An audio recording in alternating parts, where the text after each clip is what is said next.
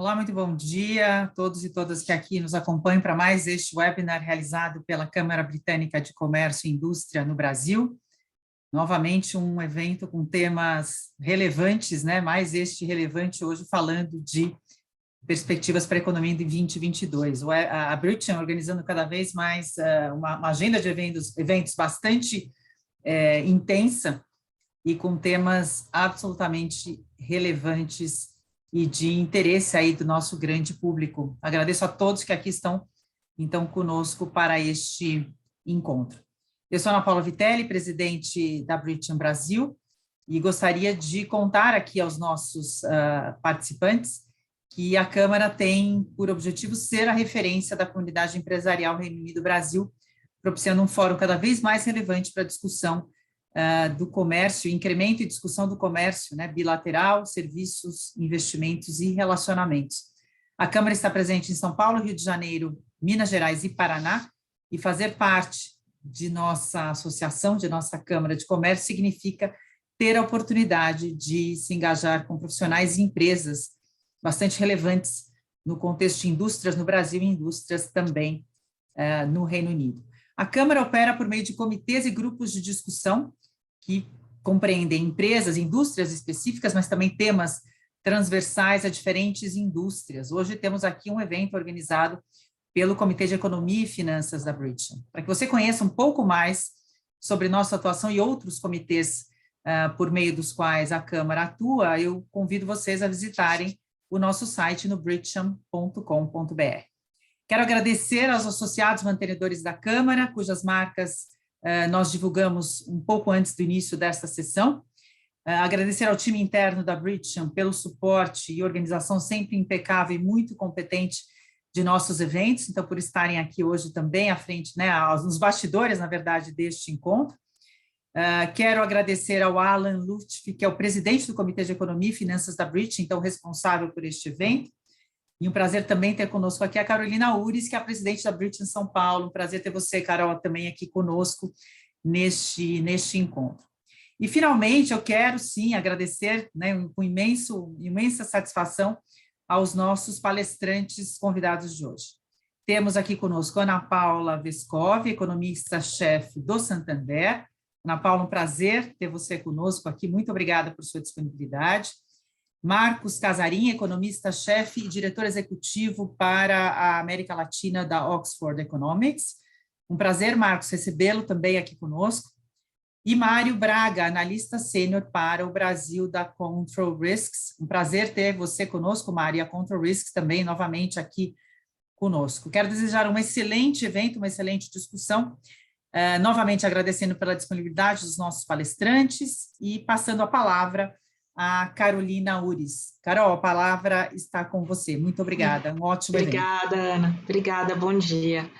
Bom dia a todos. Hoje, 7 de dezembro, nosso penúltimo evento do Comitê de Economia e Finanças da British. Estamos ansiosos para ouvir todos esses experts falando sobre as perspectivas para a economia de 2022.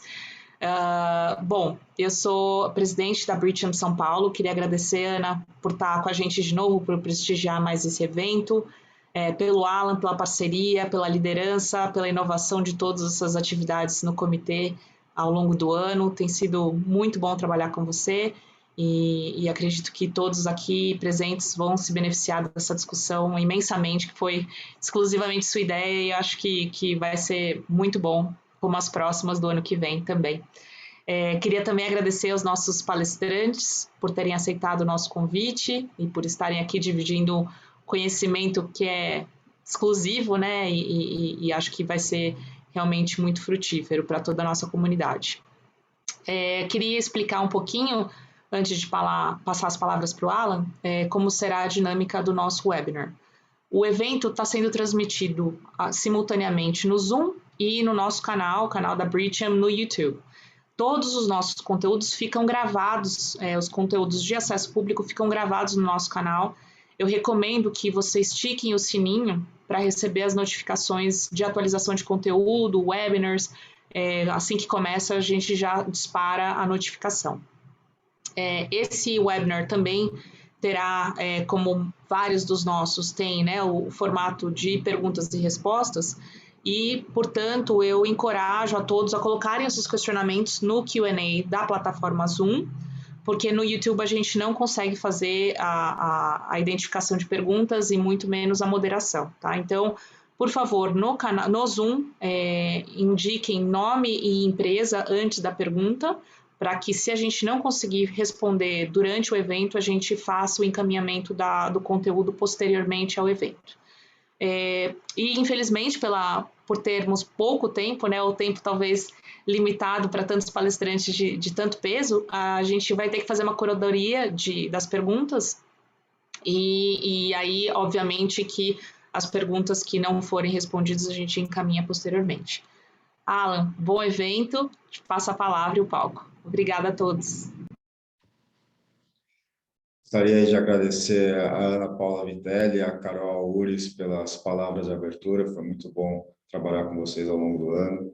Gostaria também de agradecer aos nossos ilustres palestrantes, e antes de apresentar os convidados e também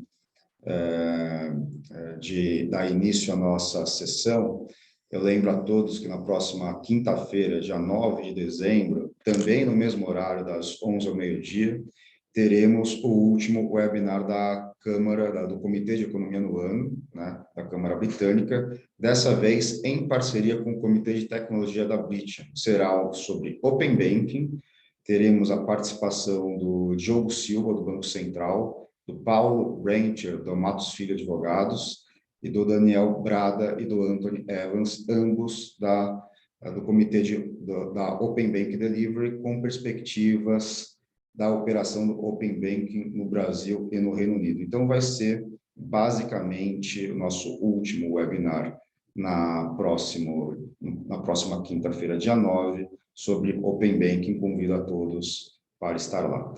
E dando início à nossa palestra de hoje, né, até um plano de voo e perspectivas de economia para 2022, gostaria de estar apresentando os nossos convidados. Ana Paula Viscosi é economista-chefe do Banco Santander e membro do Conselho de Administração e do Comitê de Auditoria e Riscos da Ultrapar. Anteriormente, atuou na administração pública direta e em conselhos de administração de empresas estatais e privatizadas. Exerceu os cargos de secretária executiva do Ministério da Fazenda e Secretaria do Tesouro Nacional, presidente dos conselhos de administração da Caixa e do Instituto de Resseguros do Brasil, membro do Conselho de Administração da Eletrobras, foi secretária da Fazenda do Estado do Espírito Santo, foi servidora pública federal por 25 anos, com carreira dedicada à política econômica, gestão fiscal e financeira e políticas públicas. É bacharel em ciências econômicas, especialista em políticas públicas e gestão governamental, mestre em administração pela GV e em economia do setor público. Obrigado, Ana, pela sua participação, pela sua presença. Marcos Casarim, economista-chefe e diretor executivo para a América Latina da Oxford Economics, com sede na Cidade do México. Após uma temporada de 6 anos em Londres, ele se mudou para o México em 2018 para comandar a operação da empresa na América Latina localmente. Marcos é responsável por desenvolver a visão interna da Oxford sobre a região, além de produzir previsões macroeconômicas para o Brasil. Ele gerencia uma equipe de economistas que produzem peças de economias de pesquisas regionais e específicas para o país em mais de 30, para o Brasil e em mais de 30 países. Marcos ingressou na Oxford Economics em 2012, após concluir seu mestrado em Economia na Universidade Pompeu Fabra, parte da Escola de Economia de Barcelona, e especializado em modelagem macro e análise de cenários.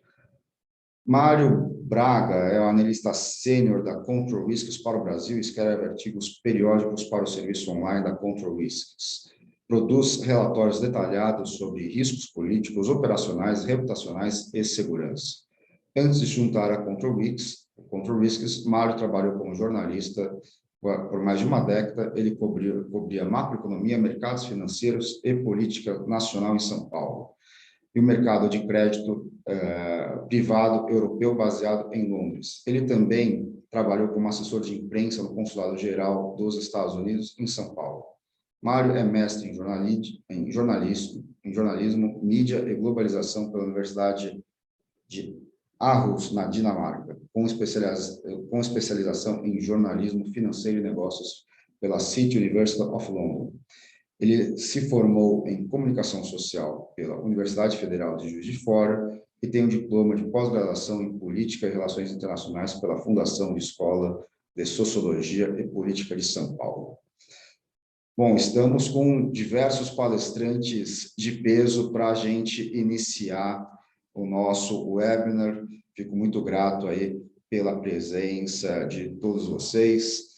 Então, dando início ao webinar, eu até gostaria aí de contextualizar um pouco o nosso cenário para a gente passar para 2022, então gostaria de colocar o cenário de 2021 em pauta. O cenário de 2021 em pauta, ele é um cenário um pouco diferente dos últimos cenários, né? Eu até gostaria de compartilhar algumas informações com os nossos convidados e com os nossos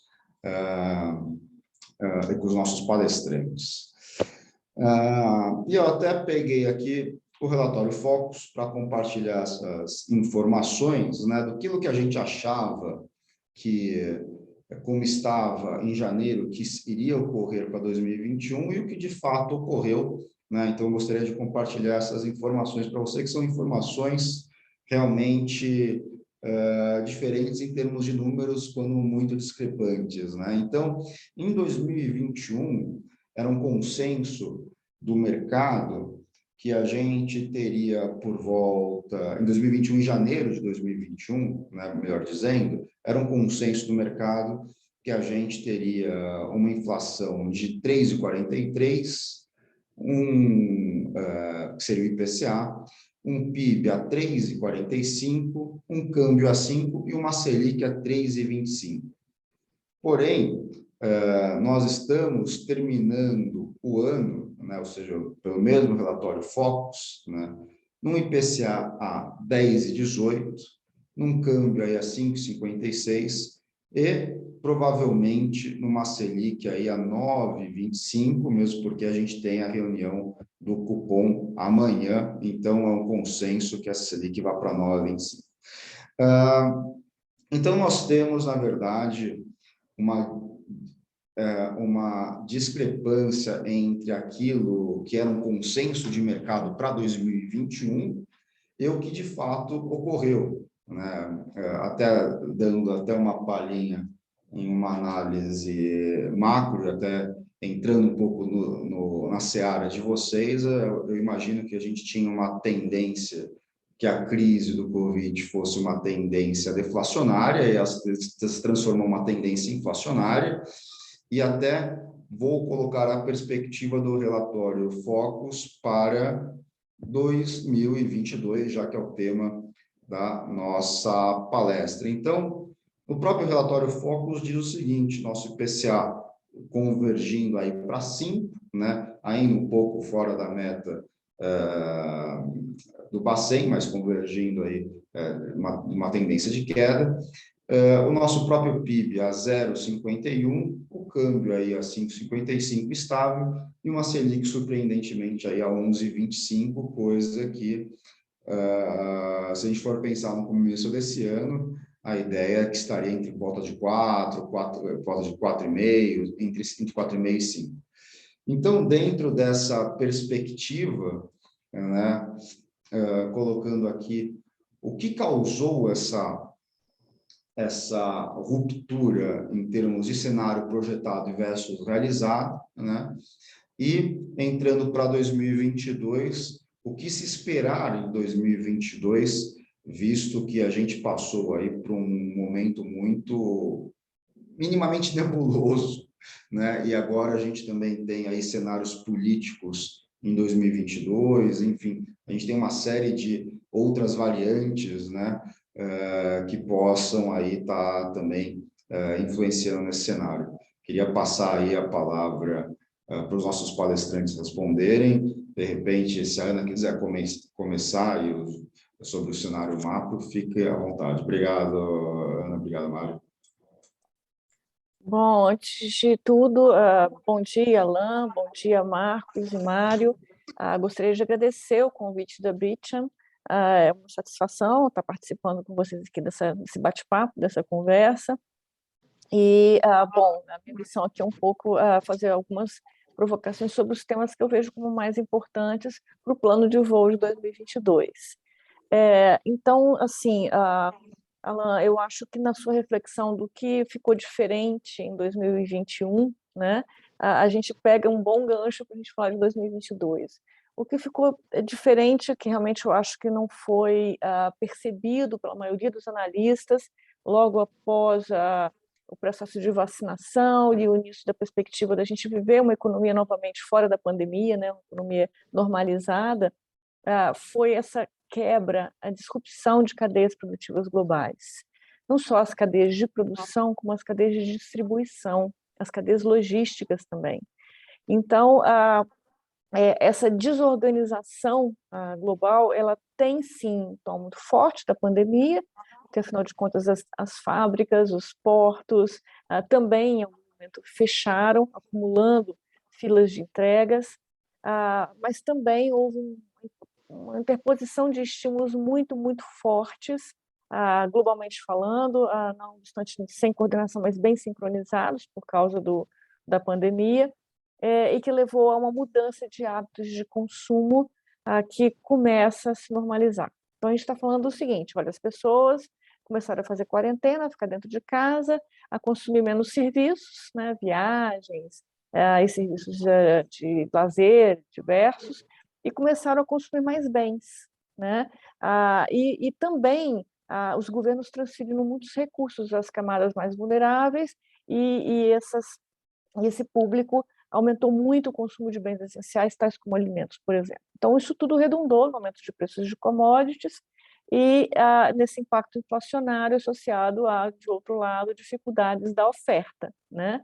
E de fazer chegar também os produtos ao seu destino, que são os problemas de logística. Enfim, aqui nós estamos, todo mundo achou que isso fosse ser bem temporário, aqui uma vez a vacinação acontecendo, as economias reabrindo, tudo ia se normalizar, e a gente está vendo que realmente não é tão fácil normalizar assim, né? Esse cenário é muito diversificado, heterogêneo, cada país conta uma história diferente, então não dá nem para a gente generalizar, né? Porque alguns setores tendem a voltar mais rápido, outros setores de atividade tendem a voltar mais lentamente, né? Soma-se a isso, transição energética, enfim, diversas mudanças um pouco mais estruturais, a economia digital entrando para valer, inclusive impulsionada pela pandemia. Bom, a gente está no embaralhamento total e a forma de ajustar isso foi pelos preços, pela inflação, né? E isso deve ter também tomar a cena de 2022, né? O Brasil pegou um pouco mais pesado essa questão da inflação, porque a gente ainda teve, associado a tudo isso que eu contei, uma depreciação da nossa moeda. Isso não é nada usual, né? A gente ter alta de commodities, que nós exportamos muito, né? Então nós ganhamos em termos de receitas das transações correntes, mas, por outro lado, ao invés de valorizar a nossa moeda, nós depreciamos, ou seja, o real ficou valendo menos. Isso é inusitado, único, isso acelerou e intensificou o processo inflacionário no Brasil. E outras incertezas, como, né, a Alain já questionou, nós estamos entrando antecipadamente numa disputa eleitoral bem acirrada, e isso também traz incertezas, riscos, isso tudo vai para os preços de ativos. Então, bom, mais inflação vai acontecer também em 2022, nós vamos ter um cenário de inflação a 2 dígitos aí até o final do primeiro trimestre, na nossa visão. Depois disso, uma desaceleração importante da inflação, fechando o ano um pouco acima de 5, mais para perto de 6, na nossa visão, e só, né, convergindo para o centro da meta mais à frente, em torno de 2024, né? Mas já desacelerando bastante depois de então. e isso vai custar mais política monetária, né? Está aí o Banco Central subindo juros, deve ir para perto de 12% nos nossos cenários aqui, e isso vai trazer uma queda forte de atividade, principalmente a partir do segundo semestre do ano que vem. Lembrando que no ano que vem a gente ainda tem forças motrizes, né? Uma safra muito positiva, PIB agrícola, né, que deve crescer aí em torno de 5%, então é um crescimento importante para o PIB agrícola. O setor de serviços ainda, né, com espaço para reabrir, a gente não viu a reabertura plena ainda, então tem serviços que ainda vão engatar. Esses serviços são intensivos em mão de obra, geram empregos, então a gente tem algum giro aí de mão de obra, de geração de empregos e renda. A renda assalariada deve crescer junto com transferências em torno de 3%, e a construção civil que ainda está com alguma dinâmica. Enfim, somando isso tudo, a gente vê um PIB crescendo aí em torno de 0,7% o ano que vem, abaixo da média dos nossos pares, mas ainda com algum crescimento. Mas é isso, a gente controlando a inflação, a gente vai ter que dar um freio na atividade, esse é o custo, né, da gente ter sofrido esse problema por diversas razões, esse é o tom geral do que a gente tem aí para a economia em 2022. Muitos desafios, né, e um ano tomado aí pela disputa, pelas discussões em torno das eleições presidenciais e dos estados também. Obrigado, Ana. Até nesse contexto que a gente comentou sobre commodity, né, do Brasil ser também um dos principais exportadores de commodities, né, a gente também tem a questão da cadeia produtiva em outros países, né, e também o consumo, eventualmente, né, talvez dado aí uma reabertura. Nessa linha, em função da vacinação. Nessa linha, eu queria comentário do Marcos, né, sobre os cenários internacionais e o impacto disso, talvez, no Brasil, né, ou seja, a gente também, a China é um grande parceiro, os Estados Unidos é um grande parceiro, então, como você vê esses grandes players atuando em conjunto com o Brasil e como isso pode impactar nós em 2022? Obrigado, Alan. Queria agradecer também o convite da Câmara e agradecer também aos outros palestrantes pelo tempo. Gostei muito da maneira como você começou o webinar e eu acho que se existisse uma projeção focus para preço de petróleo, preço de minério, preço de commodities metálicas, commodities agrícolas, todo mundo teria errado.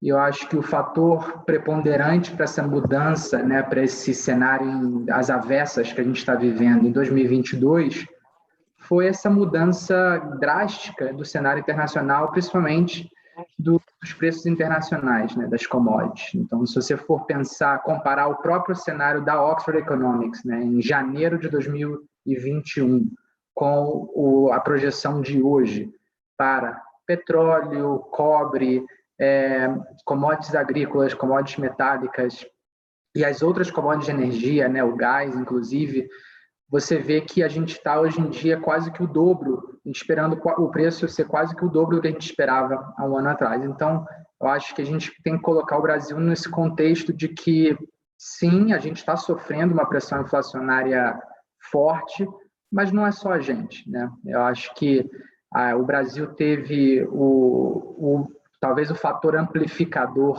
que foi essa depreciação cambial que a Ana comentou, que ela já começou lá em 2020, né? Acho que a maioria dos países emergentes, dos países da América Latina, sofreu uma depreciação inicial na pandemia, mas as moedas voltaram para os seus níveis depois de uns 2 ou 3 meses, né, do pico da pandemia, e o real ficou, né, nesse nível mais depreciado, meio que a depreciação foi permanente no Brasil. E quando começou 2021 e vieram essas surpresas negativas, eu acho que o ponto de partida aqui foi pior, né, do que os nossos pares, se a gente comparar com Colômbia talvez não, mas com México, com Chile e outros países. Então, é importante a gente ter isso em mente.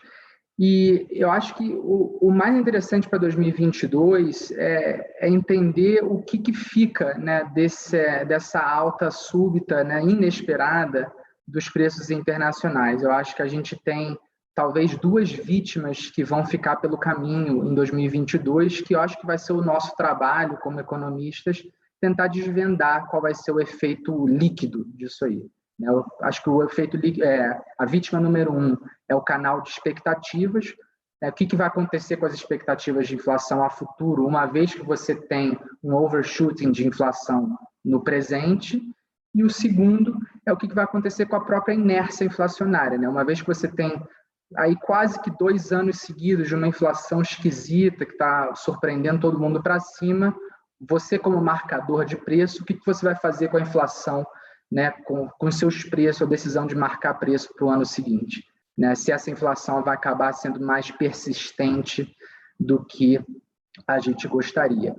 Então, acho que a ideia é tentar entender como é que funcionam esses dois caminhos. Acho que o Banco Central está tentando o que pode, né, para tentar eliminar ou neutralizar o canal das expectativas, mas, de fato, ele só pode fazer o que está dentro do controle dele. Então, eu queria encerrar aqui para deixar um pouco para o Mário falar, mas a minha preocupação como economista de Brasil é mais tentar entender a dinâmica de custos, né, e de como vai ser essa passagem, a remarcação de preços para o ano seguinte, do que entender tanto o canal da demanda, porque eu acho que o canal da demanda está até um pouco mais claro do que o canal de custos.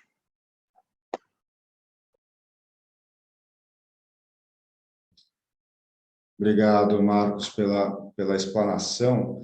Eu até vou fazer, talvez, uma provocação aqui, até para a gente depois entrar um pouco no tema político, e isso também vai aí, essa provocação para os nossos economistas, né? Acho que, no seguinte sentido, de que, bom, o Banco Central provavelmente deve elevar aí a taxa de juros agora, amanhã, era para ser 1,5, era para ser 1,75, talvez seja 1,5, enfim.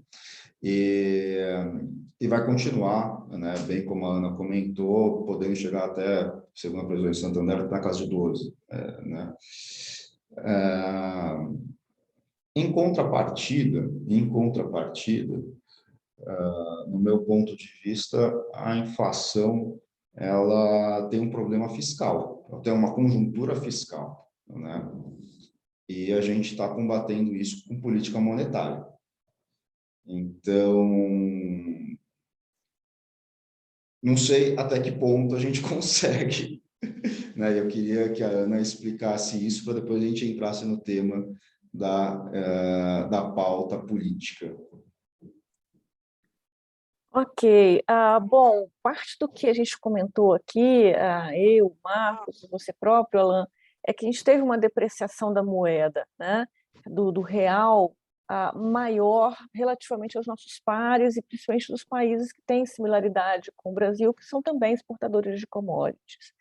E parte dessa depreciação maior se deve ao que a gente chama de risco país, risco idiosincrático, ou seja, a questão fiscal ela foi muito determinante dessa piora, dessa perda de valor da nossa moeda. E aí a gente teve vários eventos, né, que vou citar aqui um por um, mas que culminaram numa percepção de que a gente não tem mais uma âncora fiscal no país capaz de ser forte e ancorar expectativas do mercado quanto à trajetória da dívida pública. O Brasil tinha aprovado uma regra, que é a regra do teto de gastos, para limitar as despesas públicas federais, no âmbito federal, e, com isso, conseguir evitar novos aumentos de carga tributária e, lá na frente, ao longo do tempo, estabilizar a dívida pública. Nós precisamos fazer uma série de despesas que foram despesas muito, muito altas durante a pandemia, cerca de 9% do PIB, mais de 9% do PIB. Isso foi bem maior do que a média das economias emergentes. Nós ainda estamos decidindo, né, um furo no teto da casa de 120 bilhões para o ano que vem. Tudo isso desancorou as expectativas sobre dívida pública e hoje você tem uma divergência ou uma variância muito grande das trajetórias da dívida percebida pelos agentes de mercado que negociam títulos da dívida pública com o Tesouro Nacional. Enfim, isso colocou, tanto na curva de juros, quanto nos demais ativos, como a própria taxa de câmbio, uma camada de risco, né? E isso explica a nossa depreciação. Bom, e aí vem, né, a inflação, com toda a dificuldade que nós estamos comentando, que também foi alimentada por essa depreciação cambial, foi, digamos assim, amplificada, né? E aqui estamos com o Banco Central sem uma âncora fiscal, praticamente sozinho para combater os efeitos secundários desses choques inflacionários, que é a inércia, né? É o papel do Banco Central, ele tem os seus instrumentos, ele está atuando com seus instrumentos, mas está sozinho, né? Porque a política fiscal não está conseguindo ancorar as expectativas, como eu já mencionei. E aí tem um problema. A gente tem uma trajetória de dívida onde os juros e o custo de rolagem da dívida está embutida nela, né? E aí, quando o Banco Central eleva a taxa de juros para 12%, o custo de rolagem da dívida, que estava ali bem comportado em torno de 6% ao ano, um pouquinho mais para cima, ele pode, muito em breve, subir além de 9% ao ano. E isso vai realmente impacta muito rapidamente, porque a dívida pública no Brasil foi muito encurtada, então ela apropria rapidamente os custos maiores das novas emissões.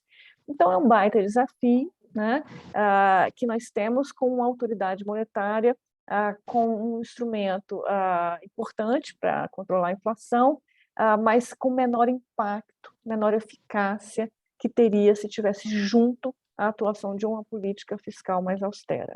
Então, esse é um desafio que a gente vai assistir aí durante o ano de 2022. A dificuldade do Banco Central de conter a inércia inflacionária, as expectativas, liderar de novo a formação de expectativas de inflação em convergência às metas, e a política fiscal convivendo aí com o ano eleitoral. Obrigado, Ana. Mário, bem como a Ana comentou, em relação à dificuldade da política, da ancoragem da política fiscal, a gente sabe que isso passa por uma série de eventuais idas e vindas de projetos, de reformas e de cenários e de interesses de grupos de agentes políticos, né, de grupos, né, digamos assim. E agora a gente vai ter, em 2022, eleições presidenciais, eleições executivas, né? O que esperar para 2022, tanto na parte que você entende que possa ter impactos econômicos e até talvez o que seria talvez o melhor cenário para a nossa economia, dado aquilo que está se desenrolando em termos de política atual, e se você também prevê que possa ocorrer alguma reforma em 2022, visto que nós temos um ano eleitoral, será que a gente consegue aprovar alguma coisa até outubro? Não sei, parece meio complicado. Mário, por favor. Tá certo, Alan. Obrigado pelo convite. Obrigado aos colegas aqui por terem feito a introdução de economia para a gente poder falar agora de risco político, que eu acho que está inerente, que vai afetar certamente o cenário econômico e o plano de voo para 2022. Eu acho que quando a gente fala da eleição, uma coisa que a gente tem que pensar é o contexto da corrida eleitoral. E aí a gente tem o presidente Bolsonaro, em segundo lugar, tentando se tornar mais competitivo. E aí, as medidas que a gente pode esperar que ele continue tomando são medidas que vão ter impacto fiscal, né? A gente está falando, por exemplo, aí, da PEC dos precatórios, abrindo espaço não só para ampliação do Auxílio Brasil, mas também para a distribuição de emendas. A gente tem esse jogo político, como você comentou, Alan, entrando aí de vez no fiscal. A gente tem também esse contexto, que já foi falado bastante, né, de inflação, de depreciação do câmbio, mas quando a gente pensa no eleitorado, está afetando o quê? Preço de eletricidade, de carne, né, de combustíveis. É um cenário que tem um impacto sobre a popularidade do presidente que é muito forte e que ele vai tentar encontrar maneiras de contornar ou pelo menos mitigar os efeitos que isso tem sobre as suas perspectivas eleitorais.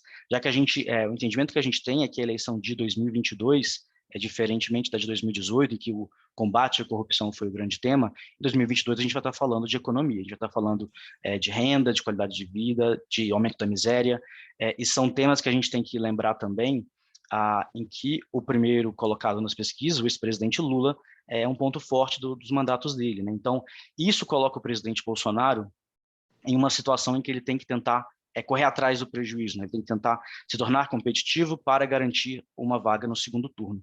E aí, como que isso vai afetar a economia? De algumas maneiras a gente consegue pensar. A primeira é que o presidente, né, tendo a caneta na mão aí e podendo mover a máquina pública, vai tentar aumentar o gasto público para adotar medidas que sejam populares entre os eleitores. O detalhe é que isso vai se dar de uma maneira focada no curto prazo. A gente não está falando, como você comentou, das reformas, que fossem medidas que sejam estruturais e que promovam soluções e efeitos de longo prazo. Não. A gente está falando de tipos de medidas que a gente já viu o presidente recorrendo recentemente. Por exemplo, quando ele falou algumas semanas que vai sim haver aumento para todos os servidores federais. Ou então que ele vai adotar o Vale Caminhoneiro. Ou então, recentemente, surgiu uma nova categoria para promoção de militares da FAB. Isso já em cima de outras medidas no passado que haviam sido implementadas, como, por exemplo, a isenção de pedágio para motociclistas em novas concessões.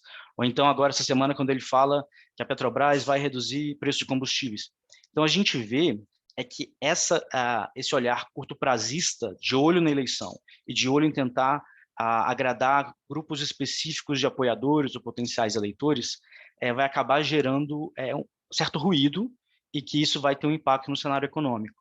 A gente vê isso como um aumento de volatilidade das políticas públicas, já que a gente vai ter o presidente, seja por meio de decreto, de medida provisória, eventualmente por meio de avanço de pauta legislativa, mas a gente sabe que não é o forte desse governo conseguir articular nem internamente entre seus ministros, nem com deputados e senadores grandes projetos, né? Isso foi um dos entraves que a gente teve para o avanço das reformas ao longo dos 3 primeiros anos de mandato. E aí, respondendo mais diretamente à sua pergunta, eu acho que é muito difícil a gente pensar, já é inusual em mandatos normais, com outros presidentes, um avanço de pautas pró-negócio, de reformas que não são populares né, entre os eleitores num ano que é eleitoral. A gente vê uma janela até outubro do ano anterior, que aí sim os presidentes teriam essa capacidade mais robusta de, junto ao parlamento, fazer esse avanço. Então, por exemplo, quando a gente fala de reforma administrativa,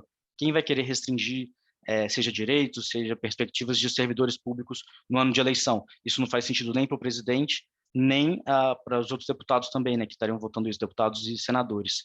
Então, o que a gente teve nessa transição aí ao longo dos 3 anos do mandato do presidente Bolsonaro, foi a pauta pró-negócios, né, a pauta liberal que era capitaneada pelo ministro Paulo Guedes, de certa forma ele perdendo prestígio, e aí a gente vê o que era essa proposta que ganhou o apoio do mercado lá atrás sendo deformado.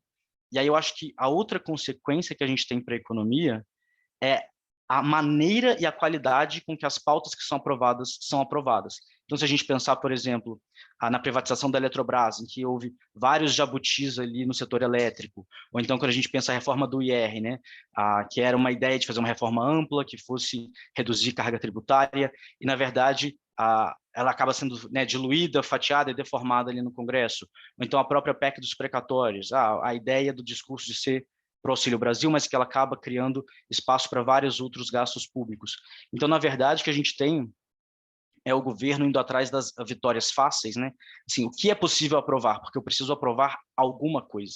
E aí isso acaba resultando em medidas e consequências econômicas e regulatórias que não são favoráveis para a economia. Eu acho que é o que a gente vai ter nessa percepção que já foi comentada aqui, né, de aumento do risco fiscal, da deterioração das contas públicas,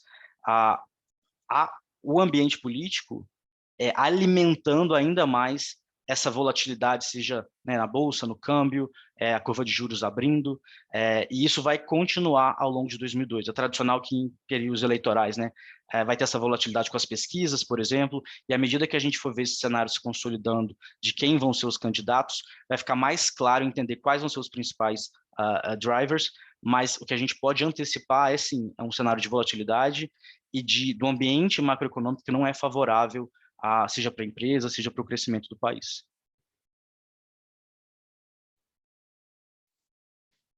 Perfeito, Mário. Eu acho que, conforme você mesmo colocou, né, a gente vai ter um ambiente, assim, a gente está em 2 anos de ambiente de volatilidade, vai para um terceiro, balançando de novo, né, mais um ano balançando, né. A gente, de fato, começa o ano, né, começa o governo Bolsonaro com uma pauta liberal muito forte, né, e que não sei se foi problema do Covid ou não, mas muita pouca coisa, no fim, se a gente olhar de trás para frente, não foi feita em relação à pauta liberal que era prometida, né? E dentro desse contexto, também acho que é difícil, né, ver novas privatizações, não sei, o governo talvez precise arrecadar de alguma forma, mas é complicado, né?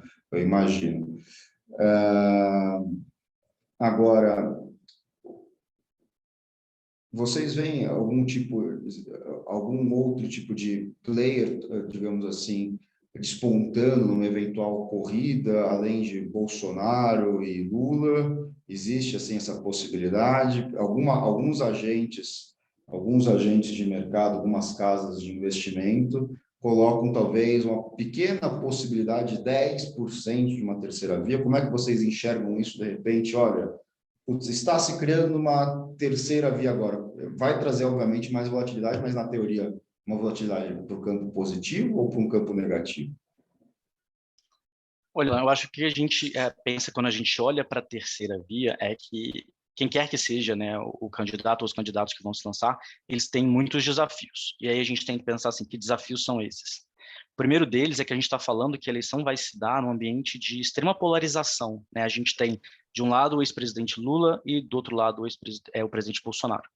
Esses são políticos que mobilizam eleitores e apoiadores não só pelas pautas que eles defendem, e pautas antagônicas, mas também eles mobilizam em oposição um ao outro, né?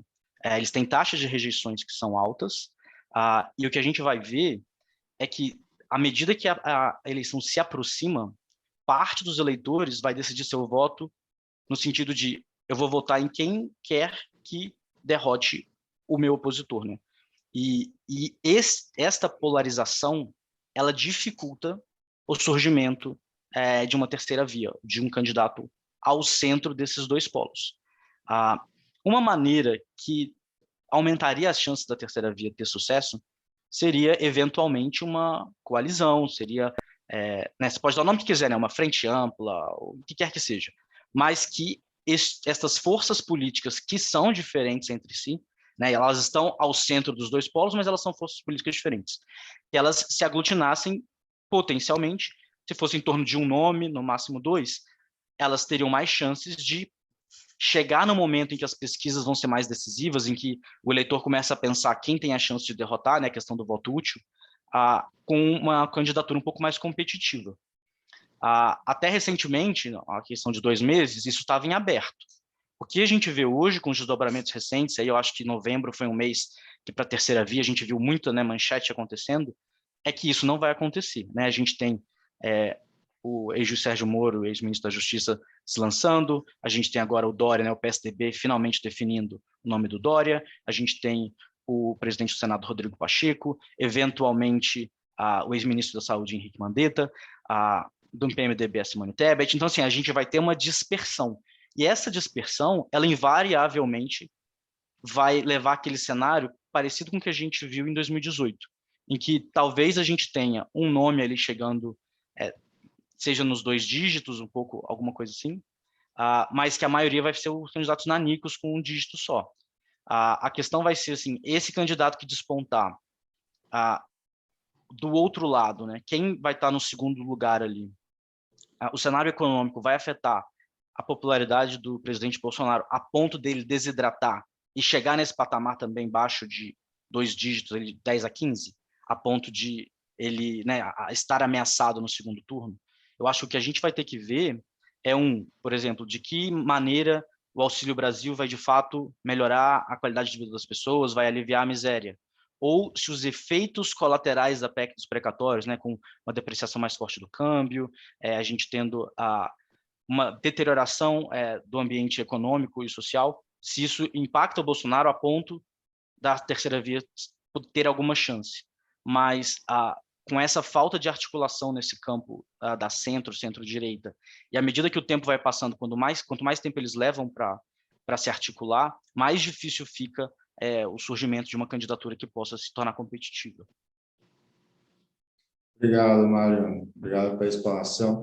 Eu vou colocar a pergunta de um dos nossos associados, Peter Cleland, da WASP Financial Management.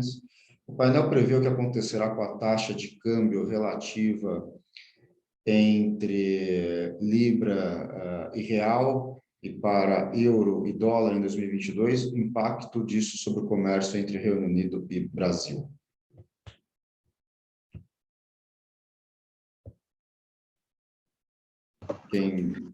Marcos? Eu posso pegar essa, Alan.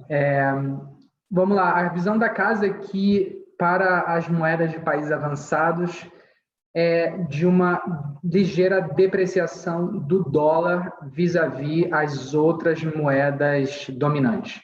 Então, a gente vê tanto um fortalecimento da Libra como do euro, tá? Ao decorrer de 2022. Então, desde o final desse ano até o final do ano que vem.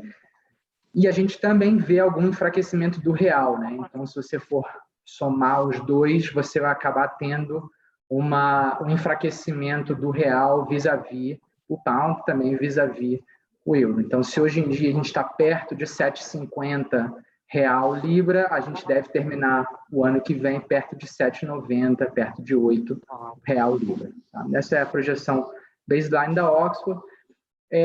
Em termos de como é que isso ajuda o comércio internacional, isso é um pouco mais curioso, né? Acho que a Ana deve dar um pouco mais de cor sobre isso, mas o Brasil tem esse caso curioso de que a depreciação ela raramente ajuda o exportador, né? Ela acaba se transformando num aumento de custo para o exportador.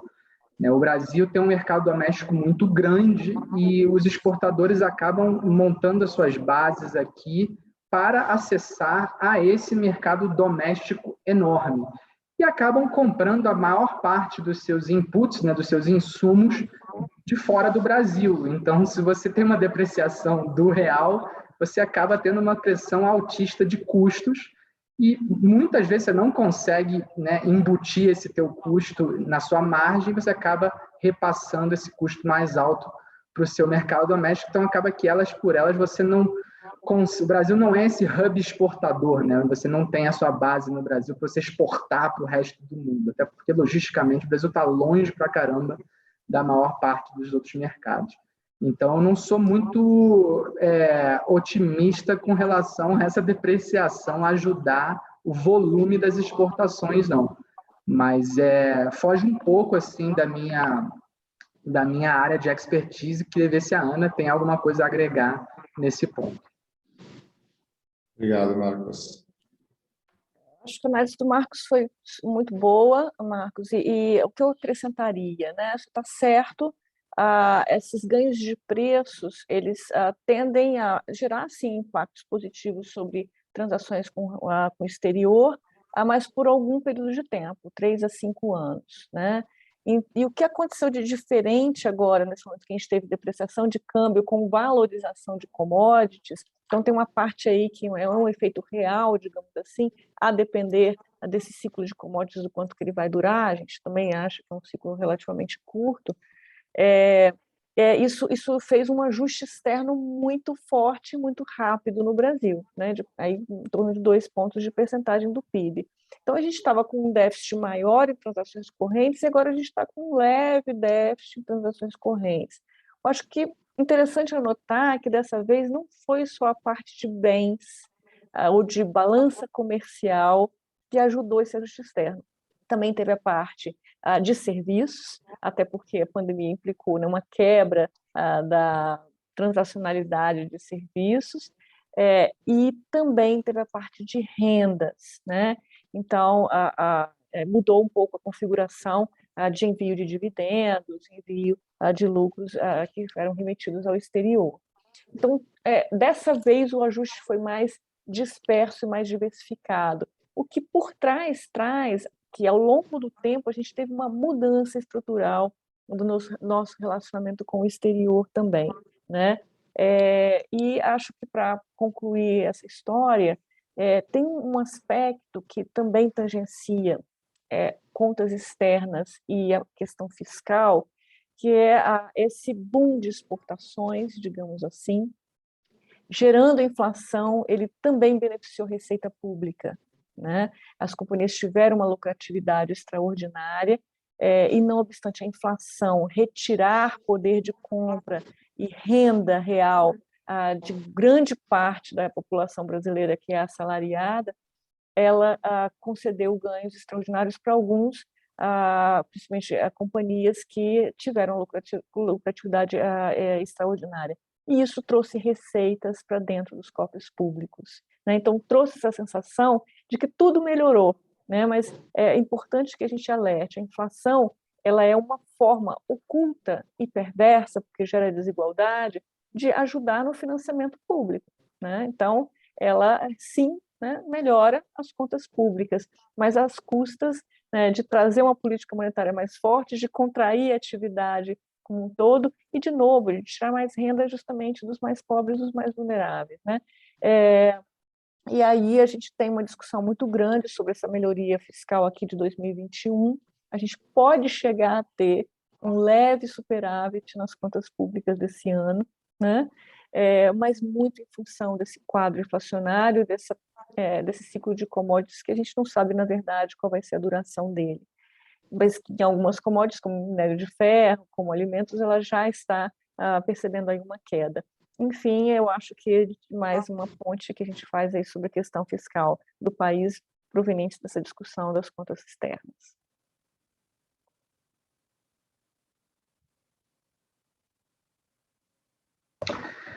Alan, queria fazer um ponto, e acho que o Alan congelou. Eu queria agregar um ponto no que o Mário falou, que eu achei muito interessante, a questão da extrema polarização das eleições, né? Alan, acho que você voltou agora. Eu estava fazendo só um adendo na fala do Mário, que eu achei muito boa, sobre a questão da polarização. E eu queria agregar um ponto que eu acho que às vezes ele passa desapercebido, e eu acho que para o eleitor médio ele não faz uma diferença, mas que uma vez que a eleição for decidida, ele vai se tornar cada vez mais importante. E ele vai se tornar mais importante talvez a partir de 2023, que é o que está acontecendo com as eleições fora do Brasil, né? E eu acho que o Brasil, na América do Sul, sempre esteve rodeado, né, majoritariamente, de alguns vizinhos que davam o bom exemplo. Você teve os chilenos, tradicionalmente muito ortodoxos, você teve os peruanos também, até os colombianos, e as eleições na América do Sul, né, praticamente todas estão acabando na direção da polarização e também eu ia falar departure, né, de uma saída nesse modelo mais ortodoxo. Então, a gente, de certa maneira, o próximo presidente do Brasil não vai ter essa camisa de força, né, usando uma expressão bem extrema, da política dos bons vizinhos, né? A gente já não vai ter mais bons vizinhos que prestar contas. Inclusive, os nossos vizinhos podem até ser maus vizinhos. Então, isso aí pode dar força, né, para uma agenda diferente que a gente pode ter nos próximos 4 anos. Não é o desejo de ninguém, mas eu acho que isso pode acabar fazendo uma diferença nos próximos anos. Obrigado, Marcos. Desculpa ter caído, acabou a luz aqui. Está chovendo, né? Então tive uma queda de luz aqui.